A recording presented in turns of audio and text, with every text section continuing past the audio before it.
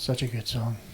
So if anybody caught any of that or you don't know, Hillbilly Harold Full Throttle is a killer song. And they're a great band and everybody should go out and listen to them. Yeah. Yeah. All right, where am I in the picture? Can't tell, can you? No. You're behind there somewhere. All right, guys. So another one. We're back. Back at it. Mm-hmm. I think on this one we'll talk soundtracks.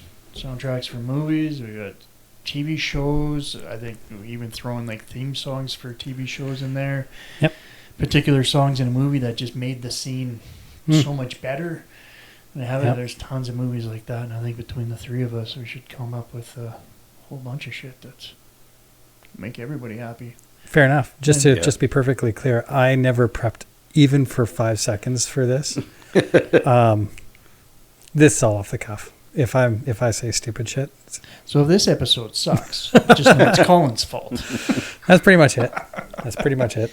You watch movies. I'm extremely... TV, I watch more movies than the average human should. Then you should be just fine once we get going. All right. I think off the bat, I'm going to say, in my opinion, the greatest song movie combo and the start of a movie that starts with a song is going to be Dazed and Confused, Sweet Emotion. Yeah. You got that badass car driving through the parking lot. Every time... It's hard to top that. Every time I see that car, that image pops in my head of like the slow motion in the parking lot and then that song. Like the first time I saw that video, it's just every time I see the judge. Yeah.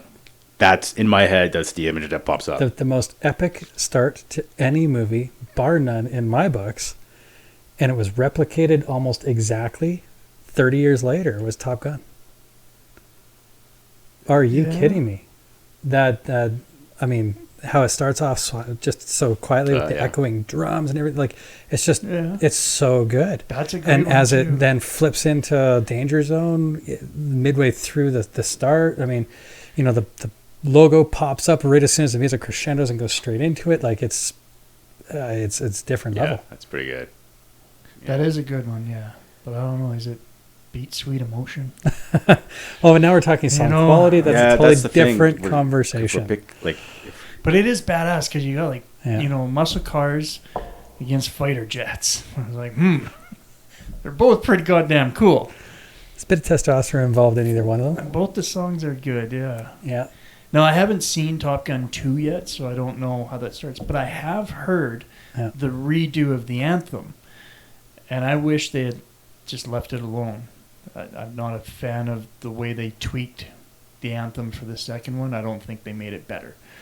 And that's just me listening to it. I definitely prefer the original more so than the secondary. Although the second one's pretty cool too. So if nobody knew the first version and only heard that one, it would be just as badass for them. So it's not. I'm not saying it's bad in any way. Just my personal choice. I would take the original.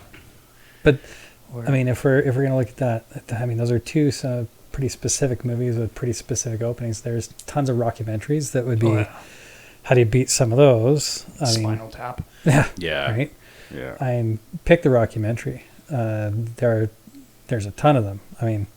But it's hard to do those ones as a soundtrack, though, because if you're making a rockumentary about a band, it only makes sense to have their music, on there. So does that really count? In a way, yes, but it's... if they did a documentary about Leonard Skinner and opened up with Buddy Holly, that may be a little bit different, or music that wasn't Leonard Skinner. But when you have a documentary about Skinner, you expect to hear Sweet Home Alabama. That should open it. So it's not a surprise. Whereas in a movie, it's song choice. Okay.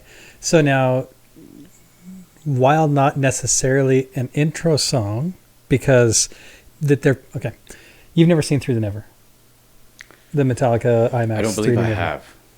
So it takes place in BC Place, and just so you know, before he says it, he was there. Yes, while I was recording. Yes, yeah. That I did know. But in the movie, it starts out with a dude pulling into the parking lot, and he's like the first car to arrive, and it's got Metallica playing on his stereo, and then he hops up on the top of the car, saying, Metallica, for real. And then Dane DeHaan goes, rides on a skateboard, goes in, he walks through. You kind of see kind of little tidbits of all the different band members, and then he walks down into the stadium. And what plays? Is it Sweet Home? In Alabama? Probably not. I've heard Sweet Home Alabama. Metallica? No. Then I don't know. What's the name of the song? It's Well, I don't know. You're telling the story. I can't remember the name of the song. Should have prepped. I should have totally prepped. This is hilarious. But you basically see he's standing there on the steps going down to the stadium, and the whole stadium starts to fill with people, and it's got the... Is it the Ecstasy of Gold? Metallica's, like, they're open. Yeah. Oh, yeah. Yeah. So, I mean, that's an intro, but it's not necessarily at the very start because you have a few things before, and it's like 5 minutes in. But, I mean, that they literally open concerts with that. And well, yeah, and I think it's wild that Metallica chose that piece of music to open up their shows with and have stayed with it because, like, that music is so very different than Metallica's music. However, that's a badass piece of music that they're listening to. Like, it's so cool. And it's like, did Metallica make it cool, or is it just cool on its own? Like, if we didn't hear it with Metallica, would we still like it? Yes. It was cool way long before. I mean, spaghetti westerns always have some of the best soundtracks. Yeah. Like, as far as the more, like, obscure stuff, like... Yeah. So, wife and kids are out while we're obviously sitting here recording. So, what we can do is after we're done this one, is we can take downstairs and watch through the Never, or we can do the new Top Gun. Either way, but you guys can actually see the intros and do all that stuff because they're well worth watching. And with the wife and kids out, we can crank it right up. Yeah, they tend to get complainy if I don't. Well, it's funny too. Like, Top Gun is on my list here to talk about. So you bringing it up was just perfect because there is a lot of good songs. In that movie, and they use them well. Some of the scenes with the planes flying around and the musical choices that they have in there, whether it's a song we know or just instrumental music that they had created specifically for it, fit in. And then that's where, like, a whole nother topic is with soundtracks, like songs that are already out there and then they use them for a movie versus songs that are written specifically for the movie or pieces of music, like scores. You're introducing too many things all in one shot. So I say we go back to songs that were out that were brought into a movie. Okay. What's your favorite choice? Because there's tons of movies that have that type of a. Because I can come up with mine like right now. Like favorite choice. So songs that's ever been in one? No, favorite movie that has a soundtrack based on songs that were pre-existing that didn't come out with the movie or were done for the movie. Gump. That type. That was mine right there. That one's the best. Yeah. They had the most well-rounded, badass. I mean, we were soundtrack. We were talking about it in the car. We were also talking Dazed and Confused. Dazed and Confused. That's another one. Good Morning Vietnam. Yeah. Oh yeah. But like Forrest Gump was so good. It was a double album. Yeah. That's how good it was. Well, I think because they were following Forrest through the years and playing music that was pertinent to those years, it really, really just hit you right in the nostalgia, right? Well, and especially for me being a rock and roll kid, because it's mostly classic rock songs that are on there, so it definitely hits a little bit different on that. And I was talking with Rob in the car, like Tasha brought up the Gladiator soundtrack. Yeah. Now, that's an amazing soundtrack, but it's not music I ever listened to. Nope. But for what the movie was and the music that went with it, you can't top it on that part. And like, there's other movies too, like Boys in the Hood and stuff like that. Again, music that I don't listen to a whole lot. 8 Mile. 8 Mile has a great soundtrack as well. Yeah. But like, there's depends on if you like your mom's spaghetti or not, I suppose. Well, yeah, there's that too. Yeah. Well, maybe if she prepped the spaghetti. Just not your mom's salad, that's all. Don't go there. My mom's salad. Too late. Oh well. Ew. She might listen to this. That's going to be probably the most G-rated thing that comes out of any of our mouths. So. Probably, yeah. Another cheesy movie I have on my list is Footloose. Yeah, good soundtrack. There's a lot of good songs in that movie. And they all fit well with it, too, with what the movie was and the scenes. I remember this. I don't remember the song that was playing, but the scene where they have the tractor fight and the two guys are driving down the country road with the tractors and shit. Like, I just remember that song fit in so well with that. And and just other parts in it, like their whole Flashdance scene that they did. And Kevin Bacon's running through the warehouse and stuff. The only thing missing was a bucket of water, but still a good movie. Good soundtrack with that. Do you think there was a decade or a time period where that was a little bit more prevalent? 80s, for sure. Yeah, for sure, the 80s. Because I also have written down Breakfast Club. Yeah, right? Totally. That one's got it. Yeah. I mean, Ghostbusters had a fantastic soundtrack. What was that movie with the dude that holds the stereo up over his head? John Cusack. Wasn't Pretty in Pink. Wasn't Breakfast Club. Is that whole iteration but it was in movies? that whole genre. Yeah. You know, the John Hughes movies and those teeny type movies, they always had such good soundtracks, and it was always music that was then. You know, and even some of that like 80s pop music, again, not my style of music, but the music choices that they made in those movies, like, yeah, I like that. You know, the end of the Breakfast Club, who doesn't like that song? Yeah, no kidding, right? Yeah. You know what? Like, speaking of, we were talking about Forrest Gump. Another soundtrack that kind of reminds me of that Forrest Gump soundtrack, like maybe slightly different music, but kind of same, is American Graffiti. Yes. Double album. Yeah. Had a lot of like the classics from the 50s and like from that whole era. Yeah, they did. Yeah, they had a lot of good music in there too. Yeah. That movie, that John Cusack movie was 1989. Really? Say Anything. Say Anything. Yes, that's what it was. That's what song was he? What song was he playing? Wasn't it Simple Minds? I think it was Simple Minds. Yeah. Don't you forget about Peter Gabriel. That was Breakfast Club. Was Simple was that Minds. Breakfast? Oh, yeah. Don't you forget about Blasting Peter Gabriel's In Your Eyes. Oh yeah. This scene is like Romeo under the trellis. That dude's a little rough. Well, Sledgehammer is pretty fun. I didn't mind that. First time I did shrooms, I watched that video. For Sledgehammer? Yeah. And that's a good shroom. It was like amazing, man. Yeah. I'll always think of that video and that shrooms experience. Well, now we should get some mushrooms and put on some Peter Gabriel. There's nothing better than Peter Gabriel videos when you're...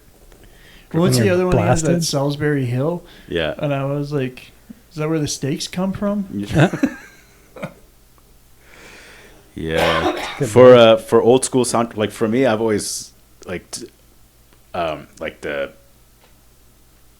60s, 70s, more like funk driven stuff like Superfly, Shaft. Yeah. That was more like Trouble Man.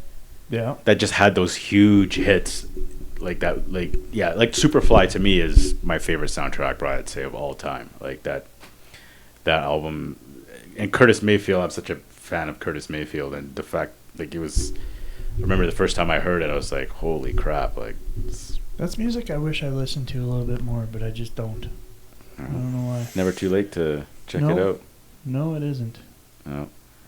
No, you can always crack open, it's like cracking open a different can of beer. Yeah, I mean, you can always try a different flavor. That Superfly soundtrack, though, is, and a lot of those old movies that, like, James Brown had the soundtrack for, and so many classics to come out of that whole genre. When I think back in like the 80s and even into the 90s a bit, a lot of movies used songs that were relevant then, or at least within a couple of years. Yeah. And it seems like movies today don't.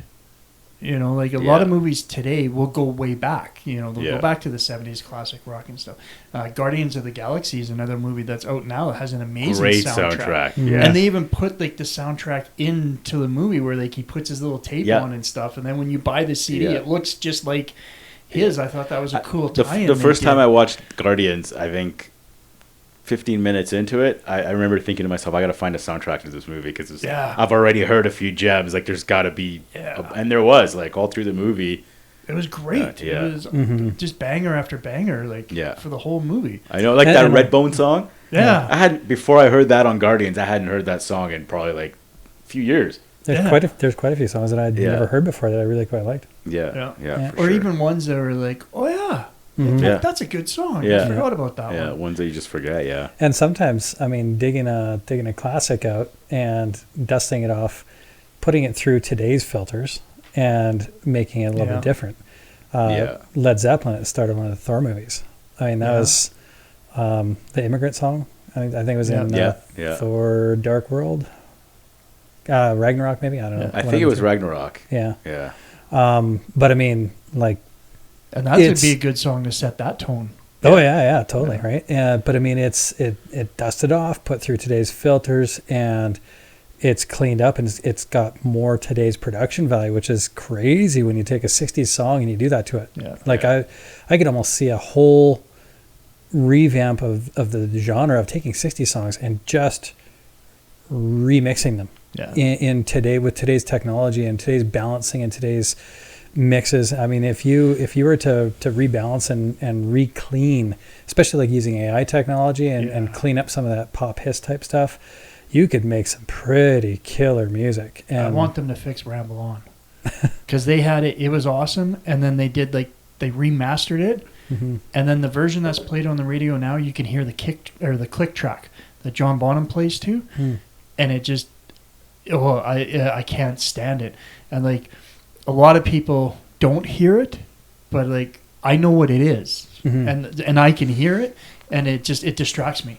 And it was like in the original, you don't hear it. On the remaster, you do, because they put everything in, and like whoever remastered it was like, oh well, there's sound here, so obviously it's got to be part of the song. And I was like, no, that's the click track for the drummer to listen to. Yeah, we're not supposed to hear it, and it's through the whole. And Ramble On is such a good tune, and it's just you tick tick tick tick tick tick tick through the whole thing. It's like, what the fuck?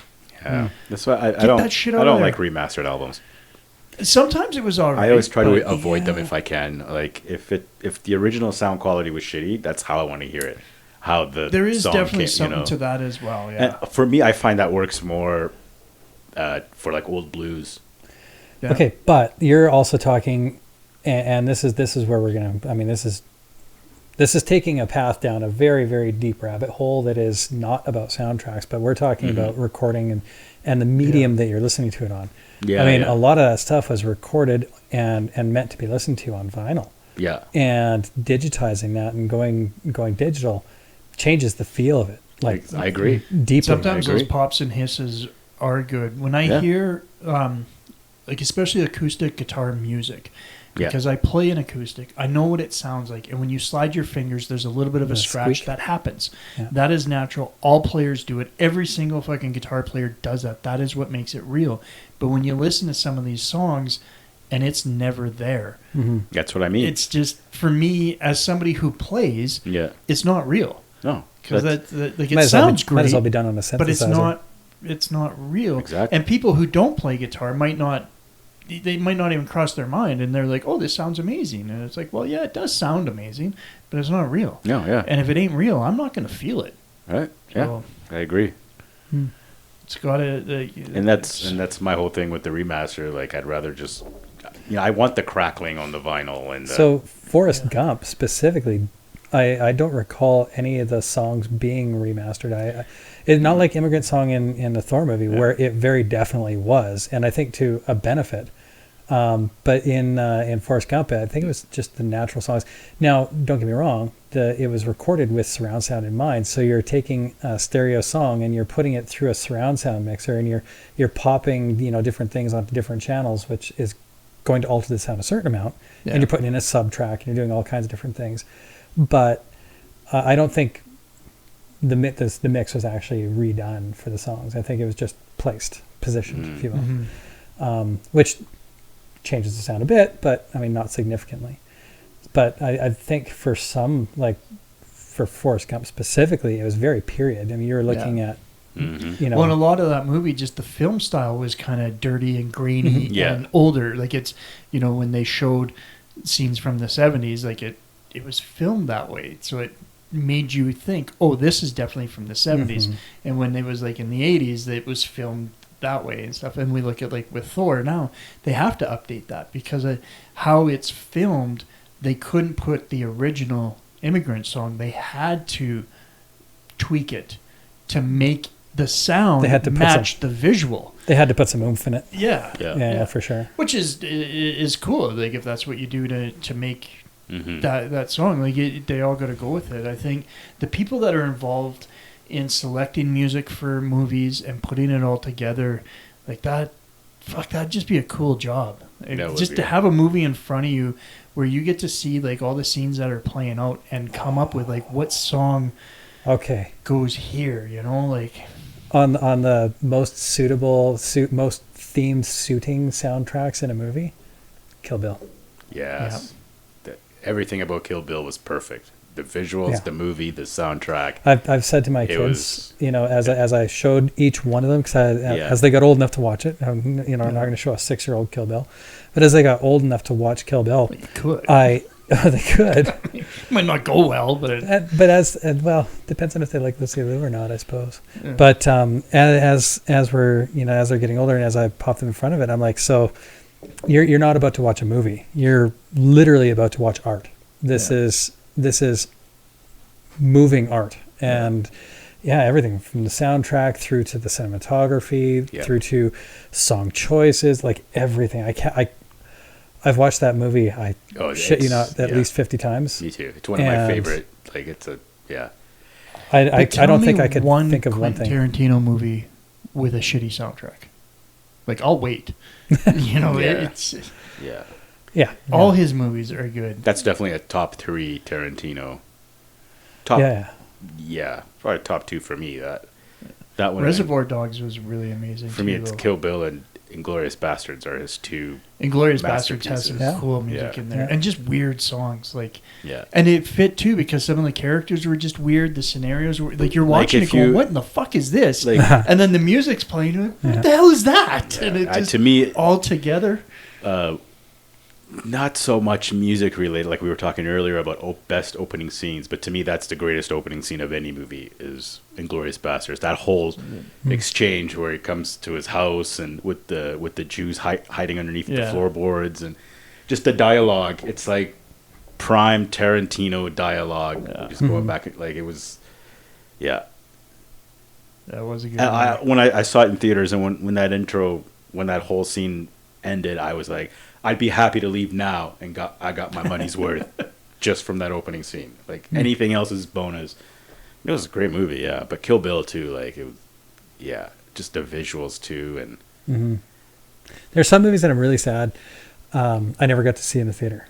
Kill Bill, I didn't see in the theater. Oh yeah, I wish that I had. Yeah, but I've made up for it with my own home theater, I suppose. Absolutely, yeah. You don't have to go to the theater now.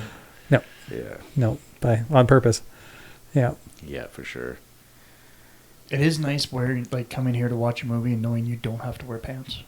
I mean, I do usually, but I don't have to if I don't want to. Yeah. Right?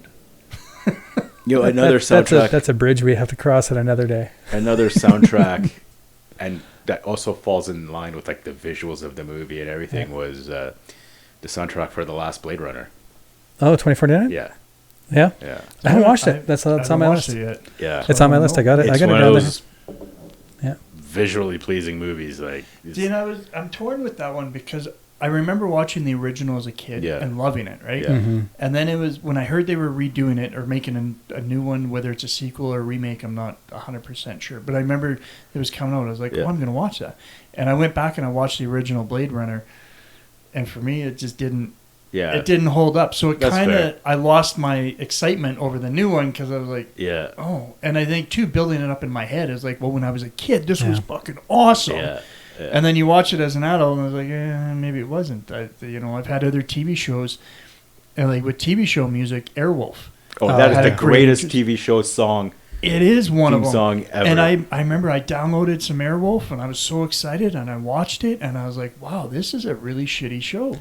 Yeah, it was not good. Yeah. So all of the mid '80s shows are kind of a little bit like that. I mean, if you watch Knight Rider now, you're like, oh, David. That was an awesome song too, and it wasn't even a real song. But but I like when it's bad like that. Like I like that corniness and over the like. Did you ever watch Airwolf was pretty bad. Did you ever watch The Fall Guy with?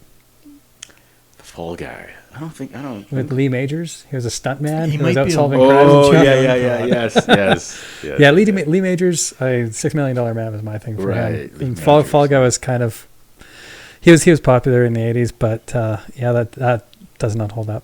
Well, we're totally deviating from the soundtracks here. Well, no, but we can bring soundtracks into that because the music for The Fall Guy was a good song. Like a lot of those '80s TV shows had really cool songs, and this is another part of the soundtracks when we look at like TV shows. Mm-hmm. And there's so many TV shows that have a song that is just recognizable and you know it. And you hear it like Married with Children. I was just thinking that in my head when you just and you go to that, not Fresh Prince? Golden Girls. Fresh Prince too. Thank you for being a friend. French Prince. Everybody knows that. Fresh Prince. Friends.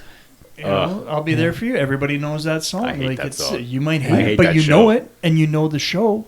And so it did its purpose, right? Yeah, true. Yeah, and all those songs had their things. And Cheers.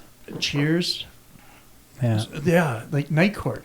Remember Night Court just with the funky bass? That one, you would love Night Court. Did you see if Night Court's got a re-release now? They do, yeah, with the chick. So they totally changed up the theme is the same, but they've changed it. They need Bull Shannon. Yeah, you gotta have Bull. Yeah. If he's not there, I don't want to watch it. Yeah, it is definitely that theme different. song was awesome, and it wasn't like John Larroquette's back in that one. Yeah, he's in there.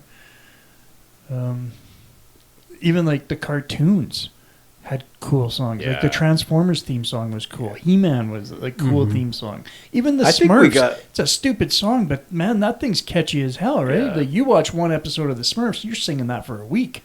I don't really remember the Smurfs much. I know I did watch it, but I just don't remember. No. There you go. Yeah. No, A-Team. I loved A-Team. The A-Team. And that whole intro and song was pretty cool. Like, yeah, for sure. And like, even now, there's not too many shows that really use it well. I think Sons of Anarchy is one of the last shows that I personally watched that I thought their music choices were just hit out of the park. Phenomenal. On every fucking episode. Yeah. Like, not just the choices, but how they went with the scenes. Yeah, when they tied it in at the end of the episode. Yeah. And the covers, like they didn't use the actual versions; they had covers of them, but they were so good. And like even having Katie Seagal sing, I just think a bunch of them. I think it was so cool that they had their own like house band. Yeah, to like play Curtis Stigers and the Forest Rangers, I think they were called. That was pretty cool. Like, but their theme song, the theme song for Sons of Anarchy, was a killer theme, and I loved the season they went to Ireland. And they had the same song, but gave it a little bit of an Irish twist to it. I thought a little bit Gaelic-y. Kind of cool, yeah. I like that guy that did the music for that TV show. Like he should have won a fucking. Do they give awards for music? I think so. Like he should have won an award for that every year, every fucking season. Like he was just. Name me one other song or one other TV show that was that consistent. That may have been the best. Yeah. Like there may be a few other shows that had a better song here and there. The only one consistently. The only one that I put right up there on the same level as Sons is Narcos. Okay, yeah, because their music is it's exactly the same as what you're describing with. And I haven't watched Narcos yet, so unfortunately I can't say too much yet. A couple of them, yeah. Did they keep the same type of thing going with that? Yeah. Oh, really? Okay. Yeah. I haven't watched that one either. But so then if we go away from more popular music, pop music, pre-recorded music, and we go into more orchestral music and whatnot, I mean, that's another whole thing altogether. I mean, you look at Star Wars, everybody knows the Star Wars theme, but that's certainly not a pop song, right? But you cannot get away from the fact that welcome to that song. I mean, Jurassic Park, same deal. Jurassic Park's up there. Like Braveheart. Gladiator. Gladiator. Yeah, for sure. One that I really loved was Tron.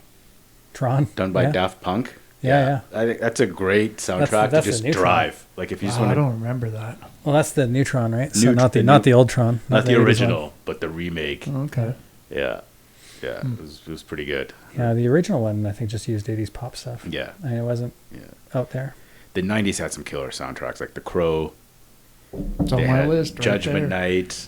Like there was a run of 90s soundtracks there that were. Yeah, once it started getting like all the good ones from there were movies like Judgment Night and The Crow. Yeah. They were like darker movies that were a little more dirty and the music fit in with that. Yeah. The Crow specifically introduced a lot of that industrial type metal to me. Mm-hmm.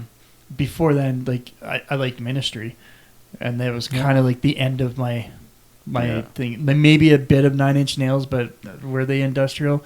but like so many other bands come from that, and like that movie, it fit because the movie's dark, the movie's dirty, that music is dark and it's dirty, and it just all fit in. And like some of the scenes in there when he's killing like 50 people and you got After the Flesh is just screaming in the background, I was like, fuck yeah. Another really good one, 90s one, was Johnny Mnemonic. Oh yeah, the little cartoon. No, the one with the movie with Keanu Reeves. Oh, who am I thinking? Oh, I'm thinking of Jimmy Neutron. I was like, cartoon, what? Yeah, no, Johnny Mnemonic had a pretty good soundtrack along the same kind of line as like The Crow as far as like the music type. Yeah, I like the Matrix soundtrack as well. That was the Matrix beyond is 2000. really good.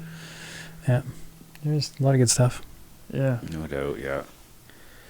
I didn't like the Matrix enough to really pay attention to the music, so I couldn't tell you what the music was at all. I picture a lot of like electronic dance type shit stuff. And some metal stuff in it. There depends on the scene. I mean, it's pretty varied, but I mean, it was trying to convey the late 90s, because that was the whole theme of the movie, was that the robots have taken over. We're 60, 80, 100 whatever years down the road, and they're trying to keep people in what was quote unquote the peak of human civilization, which was the whole digital age then, and the internet and all these like weird, scary. But prior to technology being so prevalent, so the late 90s was like the peak of human civilization before all the technology, right? They're aware. T2 had good music. That was like Guns N' Roses doing that tune just for that movie. Yeah. Was it You Could Be Mine? Yeah. Oh yeah. That was a good tune. Absolutely. It was a great tune. Song. Yeah. Yeah. What about Who Made Who? That whole album for that Maximum Overdrive movie. Mm-hmm. Heavy Metal. Heavy Metal, yeah. Heavy Metal soundtrack. That's getting a little bit rockumentary almost. Yeah, I guess. Yeah. Well, and I think Heavy Metal, I don't know if I call it a movie. I've watched it quite a few times, usually when I'm stoned. It's a good stone movie. That's an acid trip. But it seems like somebody who knows how to make cartoons also made a mix CD. And then they were like, hey, I'm going to make a cartoon for this CD I've already made. Because, like, I don't know, the storyline is pretty weak in it. But it's fun to watch. Yeah, for sure. If none of that music was in there, would you watch that cartoon? Well, that's like Fantasia. I mean, you're going way back, and it's Disney and Mickey Mouse, the Sorcerer's Apprentice, and all that stuff. And the music is all about the movie. It's nothing pop, but it was very definitely a soundtrack. Yeah. Yeah. And written specifically to make that movie better. Mm-hmm. Yeah. One of my favorites, too, will always be the Halloween soundtrack. They have some good tunes. Like for the original Halloween movie with Jamie Lee Curtis. And there was some good. Some of those horror movies too, they were very smart in having a very distinct sound and little tiny music thing. Like even for Jason, it was just like a quick little thing. Yeah, it was like maybe 7-8 seconds long, but it was like, but you hear that and oh fuck, Jason's coming. What shark is coming here, right? Yeah. It's fucking 3 notes. Yeah. That's it. And the only difference in it Psycho. is it gets played faster. Yeah. Jaws was probably the very first thing I ever learned how to play on guitar, and played it over and over and over and over again, and it drove my mom nuts. Most people learn that one on piano. So kudos to you for being different. Yeah. Well, I didn't have a piano. Fair enough. If I had a piano, I could probably play it on that too. It might take me a minute or two to figure out the notes, but once you got that first note, you're like, oh, it's just the one beside it. Yeah. It's pretty easy. I remember with the Judgment Night too, when it came out, how cool it was, because just different, right? To have those two worlds combined. Yeah, it was a lot of like the metal guys that I listened to, and then some of the rap that I listened to, and then they're working together and putting out tunes together. Yeah. It was just like, holy fuck. Would that be your first experience with like rap metal, like rap rock? No, it definitely would have been Aerosmith and Run DMC for sure. Yeah, right? fair. But I also, some of the rap that I listened to used a lot of rock samples in it. So I was used to having like rappers over metal riffs, but that was the first time that it was like they were definitely together. Yeah. Public Enemy and Anthrax. But at first when it was happening, it was kind of weird because as a rock and metal fan, and I was hearing rap, it was kind of like, what are you doing stealing my shit? You you can't like it's like this is territorial. Like do your own stuff. Come up with your own riffs. Come up with your own tunes. And then it changed for me with Aerosmith and Run DMC, because it's like, oh, there's like permission. This is a collaborative thing. So this isn't somebody stealing something to, play upon that popularity and make it their own. This is something different, and that really brought me in, right? So. I've never been as much of a metal purist as Adam, so he's probably maintained that torch a little bit longer than me, but I dropped my pitchfork a little bit earlier than him. Well, and I do remember, like, when I was younger too, it was like if you were a metalhead, you were a metalhead. If you listen to country, you listen to country, and if you listen to rap, you listen to rap, and you never fucking overlap. And it was always just weird how people were like that, right? And then as I've gotten older and I've started listening to other stuff, it's like I listen to a lot of country, I listen to a lot of rap, I listen to some blues. Like it's like the way you describe that, it's like to me, it's like saying, okay, you're only gonna eat this food. Yeah, but it's you can only eat when that. We were younger, don't you dare try any other food. Have you met him? Yes. Yeah. Oh yeah. That's literally how he is. I know. I'm really food racist for sure. Yeah. He's the biggest. He's the most meat and potatoes guy I've ever known. No, hamburger. Yeah. But they can't touch. They have to be separate on the plate. They can't touch. But it's always food not touching on the plate was a thing that existed for me up until I was about 8 or 9, and then I got over it. Well, there's always next year. Yeah. I'm pretty sure I'm going to go back down that path, and I'm in my mid 80s, but I'll let it go until then. See, growing up, for me, I always loved so many different kind of music. Whenever I came across somebody that was like, I only listen to this, I would like, be like, what? Yeah. Why do you do that to yourself? Like, but I mean, I always did listen to other stuff. I just never told anybody. I never admitted to it. Like all my metal friends, I'm like, I'm not going to let them know that I like Hank Williams Jr. No, I'm not telling them. But why though? I don't know why. Yeah, it's just something we did as a kid. It was stupid. But now those same people listen to Hank Williams Jr. as well, right? And it's like we all did. I remember me and my buddy Jesse, we would like hang out in his basement. We were both like long hair. We got earrings. We were like Ozzy Osbourne, Iron Maiden, fuck yeah, and stuff. And then we'd listen to like Hoyt Axton and Hank Williams Jr. and all this like cool country storyteller shit that none of our friends would do. We listened to Queen. Kenny Rogers was the best for storytelling. Yeah, we listened to Queen before Wayne's World made them cool again, and then once everybody else was like, "Oh, Queen is awesome," and like Bohemian Rhapsody. Then we were like, oh, yeah, Queen is awesome. And then we'd show them other songs. But we've been listening to Queen together for like 2 years. And just keeping it quiet because they're like, well, you can't listen to Freddie Mercury. Like, no way. Like, Queen sucks. And it's like, no, it doesn't. Actually, Queen's pretty awesome. They're pretty awesome, but we, for whatever reason, hid that shit. And why would you hide Queen? I don't know. We were kids and we didn't know any better. And now having all these movies and stuff, bringing it out and having so many different styles in movies and being able to watch a movie and be exposed to different things and find different things is that's the reason for it, I think. It's a beautiful part of. Do you remember watching movies. Or did you even watch Band-Aid? The concert where Queen was at Band-Aid or Live Aid? Live Aid, Band-Aid, I think they were kind of the same thing, weren't they? I did watch Live Aid, yeah. Live Aid, so in 85, give or take? Because you had been, I don't 7? remember watching it on TV, but I'm pretty sure we probably did, because at that time, in the middle of Saskatchewan where I live, we only had 3 channels, so it would have been on, all of them.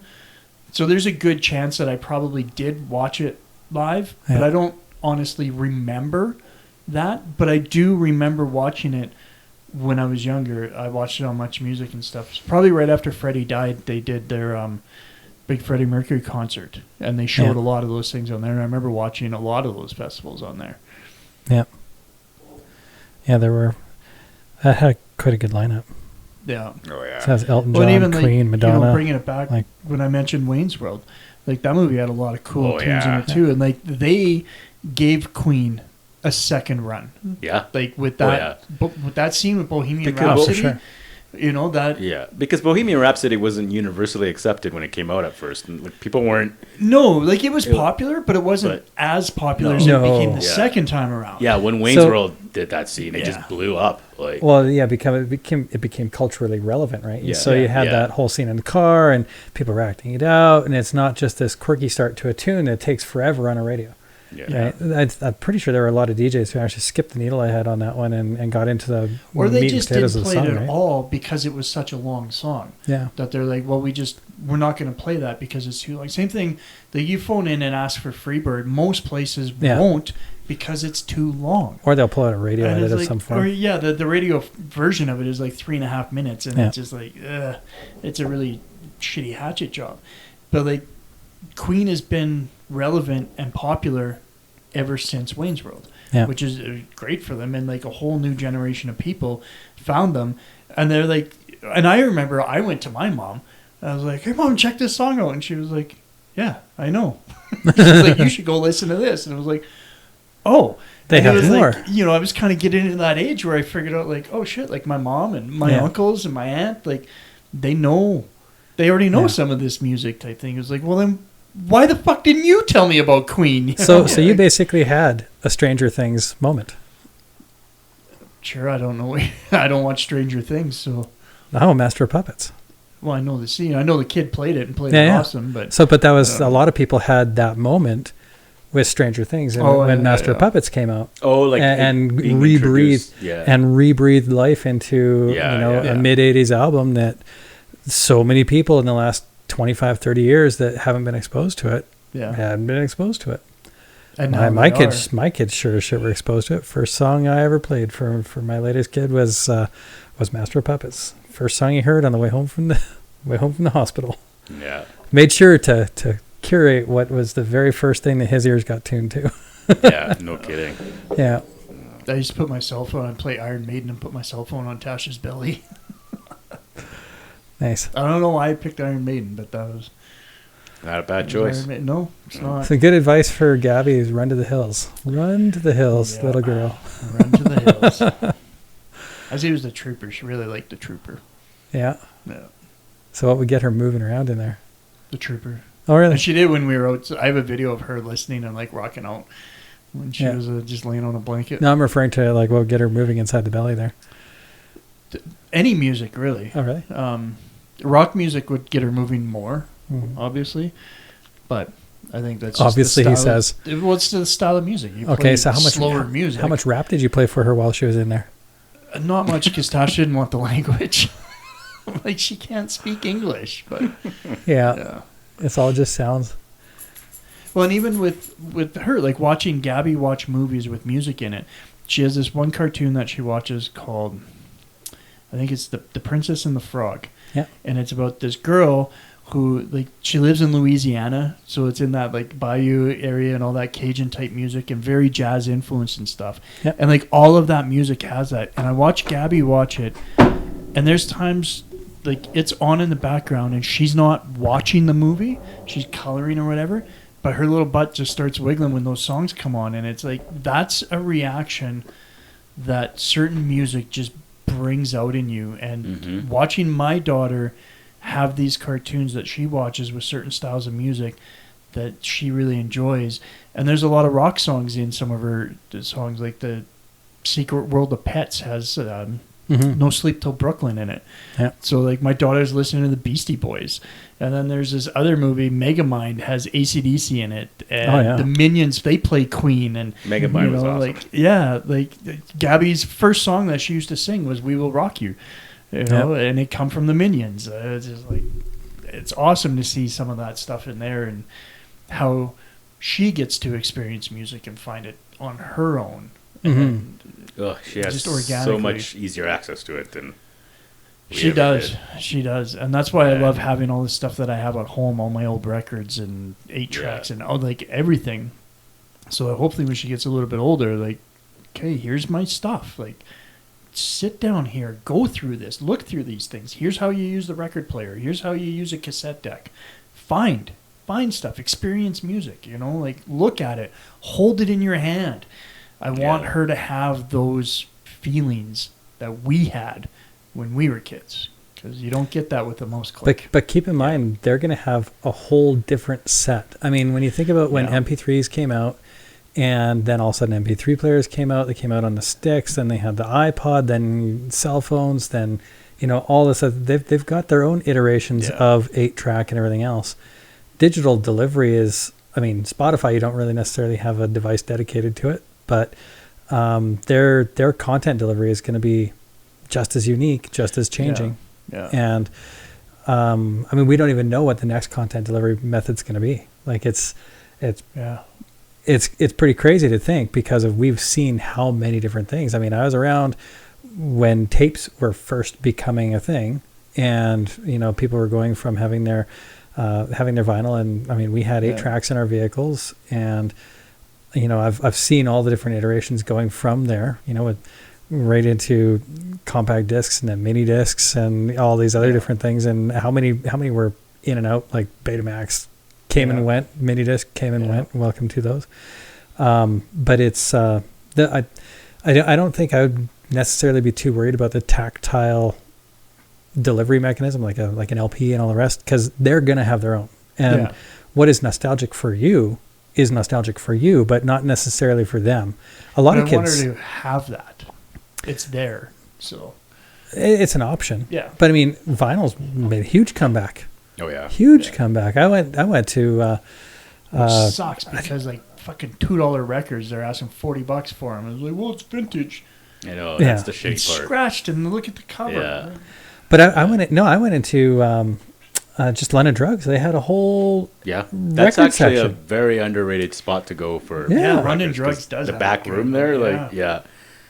Yeah, and it was the strangest thing. I walked in, I'm like, they have vinyl here. What the hell? And then I started looking, and it's like a garage sale and get a milk crate full of records for like $5. Yeah, and now you're paying $25 a record. It doesn't even matter what it is. They're like, oh, because they know that records are making a comeback. It's like, yeah, but not all records. Mm-hmm. Like it's you have a box of shit. Yeah. So like, but for some reason, it's all records that would appeal to our age group. You're not finding anything new coming out on that. So like, we all know about records, there's a number we now all have money.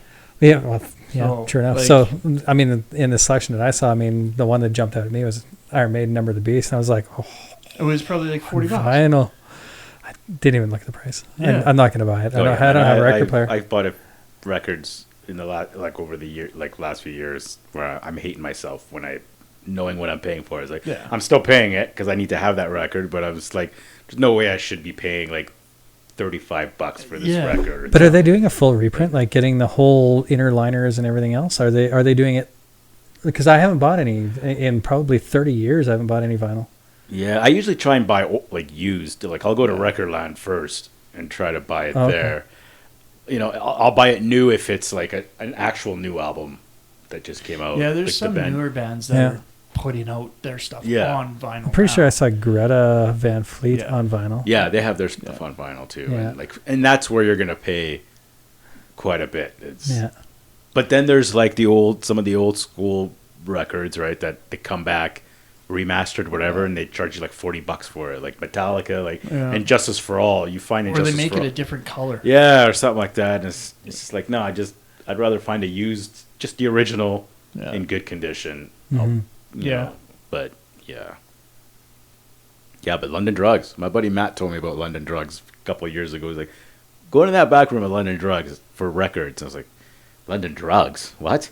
Yeah. Like I go there to get deodorant. I'm not really talking about records. And I remember that. And the next time I was in there, I walked back there. I was like, oh shit, he was right. There's quite a few things in here. Like, I love the thrift stores near my place for CDs. I go in like the Gabby has karate, and right next door is a Salvation Army, I think, thrift store there, and the CDs are like $2. And I go in, and every now and then there's some cool stuff in there. I was like, I'll get this or another one by our place. Same thing. They have $1 for a CD, and sometimes you can find some things in there. Like you're not finding brand new music and stuff, but you might find something older that you don't have anymore. Or it's like, oh yeah, I remember this, and or even like a mixed CD for the car. Just like. Here's a bunch of 70s classic rock, and you're just like, oh yeah, for $2 I'm going to throw that in the car, and good to go on that. It's music's fun, whether it's in like movie soundtracks that we're talking about today, TV shows that are coming out, all these different ways to experience it and teach it. To pop back into delivery mechanism. Now we've got Spotify and everything else, and download MP3s, pick your store, whatever, right? Do you guys prefer to get the full soundtrack for stuff, or just note the songs that you like and go after the songs? Because like the soundtracks that we were talking about, like when you're talking Top Gun or Forrest Gump and all the rest, those are fantastic soundtracks, but you can just grab songs individually. You don't have to have the actual soundtrack. It's been a long time since a movie came out that had a soundtrack that I wanted to actually buy the album for. Right. It depends on the soundtrack. There's some where I'm like, well, I just rather go on Spotify and grab the songs I like. But depending on the soundtrack, what it is. Well, some of them I have all those songs anyways. Mm-hmm. So I already have them on various albums. Yeah, and if that's the case, then I don't need to buy it. But if it's like a film score or something, like Gladiator soundtrack, for example, something like that, I would want to have it on like the vinyl just to have the entire thing. Yeah. I think the last one I bought was for Detroit Rock City. Yeah. Because that was, I mean, I'm a Kiss fan, and I grew up. I drank Gene's Kool-Aid, and I buy anything with fucking Kiss on it. I just do. And in fact, you gave me that not too long ago. Which one? You gave me that CD, the Detroit Rock City. Oh, yeah. You got it, found it through somewhere. Yeah. And it was like, oh, here, and it gave it to me. So I probably have like 5 versions of that because everybody seems to give me that. No matter how far along we go with technology and like what's available, to me, I'll always want to have a physical copy. That's just how I was as a kid grew up. I do. Yeah. That mentality is never going to go away. Like I'll still use, Spotify technology just as much, but if there's an album I really love, I need to have the physical copy. I've been a digital collector for so long that I haven't needed a physical copy of anything for quite a while. Yeah. But and that makes sense, like to each his own. Like I don't think there's a wrong or right way. It's just whatever the person prefers. I miss tapes that could barely fit the tape inside the case because you had a 10-page fold out. Yeah. Oh yeah.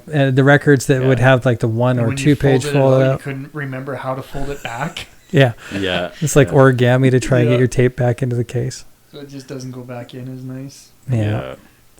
But and things like that how it adds to it, right? Like the liner notes and stuff. You want to read that. You just don't get to experience that with streaming and specifically with a lot of the different soundtracky type things, you actually get some history on those liner notes. Yeah. Where they'll tell you a little bit about the scene and a little bit about what was going on. And anybody who is growing up in current times and doesn't necessarily have access to those mediums, they're missing out on that. And I really, really feel for the kids because, I mean we're all children pre-2K, obviously. I mean, I think there's enough gray hair here to choke most donkeys.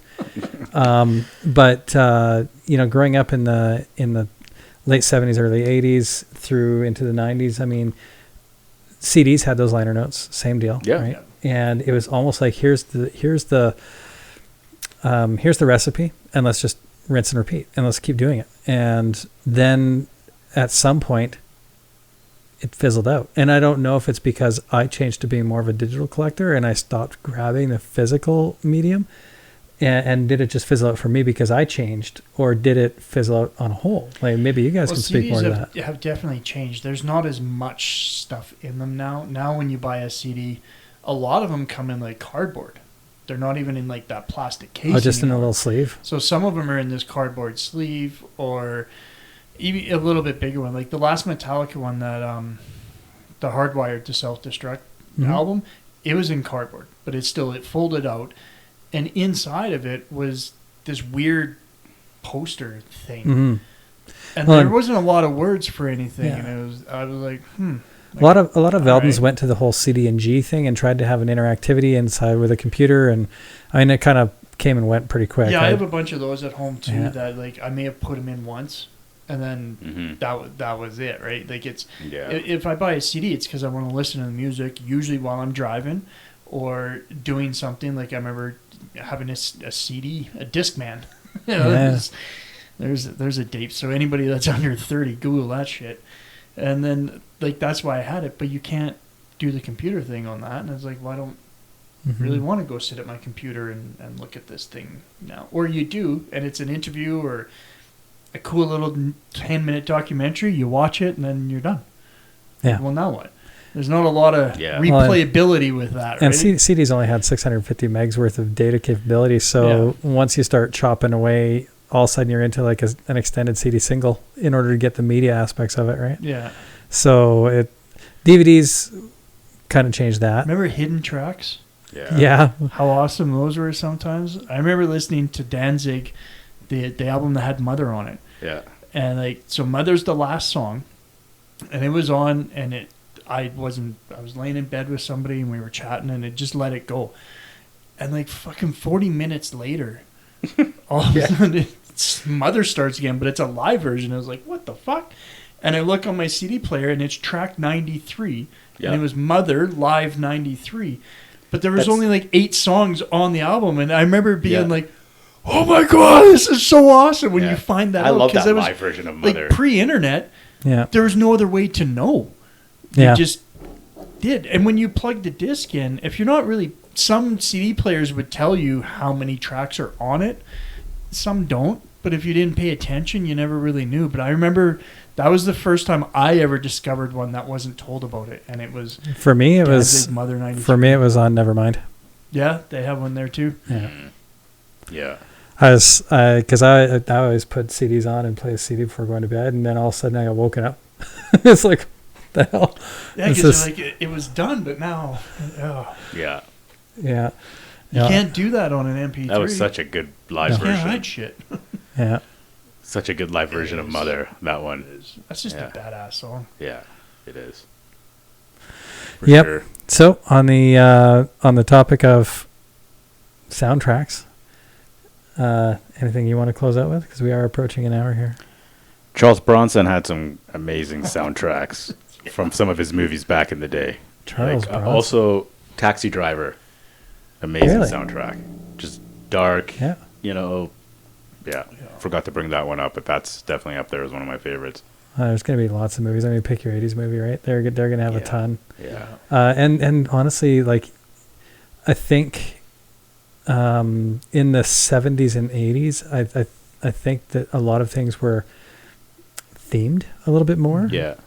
Like, you'd have songs that were purposely made for the movies that became like Ghostbusters, for instance. Ray Parker Jr. created the song Ghostbusters, and it actually had a life of its own and was hitting on the charts. Yeah. But it was very, very purposely driven for the movie. And I don't think you see that so much anymore. No. I think it's kind of like if you're gonna film a movie and it's gonna have a $100 million budget, you don't want to take a chance on a no name actor, right? You don't want to gamble on having something that doesn't have proven power, and I think the musical choices are in line with that. I don't think people are taking a chance on some indie type stuff where somebody could blow right up if they just had that exposure. And I think that's unfortunate. That's where I do think, like, when you talk about Tarantino movies, like most of the songs that were put into Tarantino movies were a little bit off the wall, a little bit more obscure, but freaking amazing choices. Pulp Fiction. Yeah, they fit the scenes they were playing. Yeah. And artistically using the right song, regardless of the popularity of the song. Yeah. Like, as much as I appreciate the Immigrant Song at the start of Thor, still, it was a very commercial song. There's still lots of traction with it. It's not unknown. Huge fan base following it and everything else. But when you look at some of those songs that have appeared in Tarantino movies, and I mean, you were telling us earlier that it's not even Tarantino that picks them up, which is like, what? I was reading this thing, like, this woman that works for him that is heavily the one that picked all the music for it. It was really neat. It's like... He trusted her to... I'd love to meet that girl. Like, the Pulp Fiction soundtrack has some amazing tracks in there. Too, a lot of movies now, like having, like you were saying with that proven, if you're putting that much money into something, you don't want to take a chance. And it's like, okay, we're going to like get this song that nobody's ever heard and it's written just for this. And I think today's world, especially a lot of younger people, don't necessarily want new. right? Like they want familiar, they want to know what it is. So a lot of like covers that are coming out, and I can't remember which Marvel movie it is, but that Gary Clark Jr. that covered Come Together, that fucking version of Come Together is amazing. Amazing, and it totally fit with the movie that it was in, but it still sounded like Come Together, but it was just more rock. Wasn't that Aquaman? Stuff. I think so. Aquaman? Or Justice League. I think it was Justice League, actually.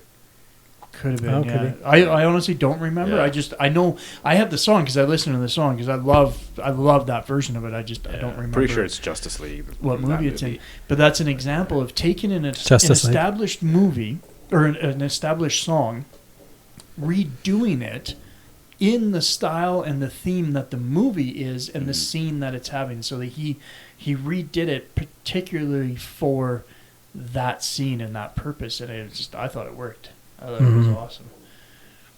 So soundtracks are just great for everybody. They help introduce us to new music. They create, the soundtracks of our whole lives and our childhoods. And there's all these things. You hear a song and you remember little things when you were a kid and, TV shows and all that stuff. So I think soundtracks are a very, very important musical medium. I just had a horrifying thought. If we're going to be posting this up onto YouTube or anything else for consumption, are we going to link every single thing that we've discussed? I don't know, maybe. Oh, dear God, that's a full-time job. Aren't you keeping track? Somebody's got to listen back and take notes and then find links and post links. That's your job. We'll put a bumper at the start to say, hey, pay attention. Hit pause. Google this shit. Go out there and find music in any movie, any TV show, any way you can find it. Go to a record store. Go to your mom's basement. Go to your friend's house. Just fucking find music. Be careful if you're going to your mom's basement. You don't know what you're going to find down there. Hopefully you find something cool. Might find something a little too cool. Yeah, well, for school. Moms weren't always old. No, that is true. All right, so that's it for me. I'm done. Thank you for listening. Thank you. Yeah. All good, guys. Till the next one.